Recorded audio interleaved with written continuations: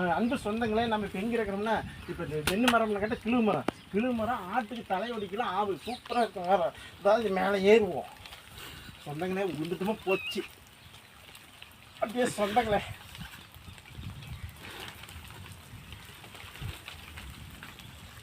சொந்தங்களே மேலே ஏறியாச்சு, வாங்க கிழு மரத்தில் ஏறியாச்சு. இது எதுக்குன்னு கேட்டிங்கன்னா, இது ஒரு கிழு மரம் நல்லா இருக்குங்க. இது மரம் மணக்குங்க, கிழு மரம் மணக்குங்க. கிழு மரம் விவசாயி பாருங்க, ஆட்டுக்கு தலை ஒடிக்கிறதுக்கு ஏறிக்கிறேன். இது பாருங்க, அந்த ஆட்டுக்குள்ள தலை ஒடிக்கணும்.